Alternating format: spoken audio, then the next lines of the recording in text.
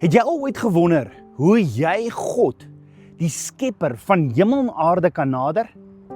Ek meen, hy is heilig, heilig, heilig sê die woord, afgesonder van sonde. Hoe kan ek en jy wat sonde het hom nader? Nie net in ons gedagtes nie, maar met ons hele hart en ons hele lewe. Abba Vader is 'n God van verhouding. Hy hinker daarna dat ek en jy hom sal nader.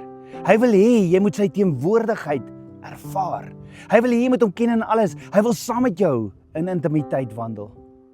Maar hoor mooi, daar's 'n manier om hom te nader wat hom behaag. 'n manier van eer, 'n manier van ontzag, respek en gehoorsaamheid.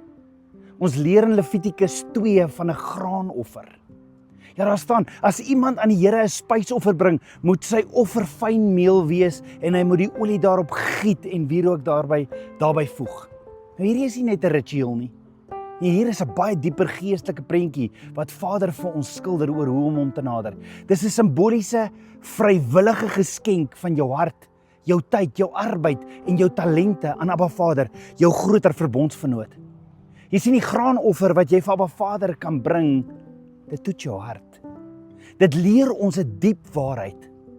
Alles wat ons besit, alles wat ons liefhet, dit kom van hom af. En die graanoffer waarmee ons Abba Vader nader, kan vandag die dinge wees waaraan jy dalk te styf vashou. Die dinge wat ons dalk dink, ons kan nie meer sonder nie. Dis al die dinge van hierdie wêreld wat net te belangrik in ons lewens geraak het. Jy sien, om 'n graanoffer te bring, beteken om dit wat belangriker geraak het as Abba Vader vir hom te bring. Wanneer ons die dinge vir hom bring, wys dit ons toewyding, ons bereidwilligheid om alles aan hom toe te wy. So vandag wil ek jou vra, watter graanoffer kan jy vir die Skepper bring?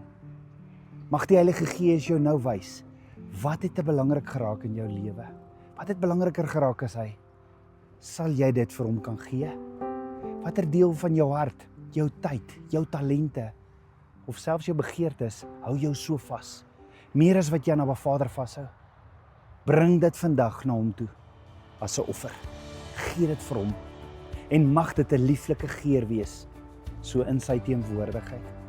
So hoor mooi, wat jy vandag vir hom gee, bring jou nader aan jou Skepper.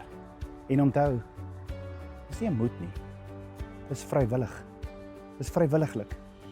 Maar onthou, alles wat jy oorgee, leer jy ook om hom meer te vertrou, om sy teenwoordigheid al hoe meer in jou lewe te ervaar. Hoekom hom nie vandag so nader nie?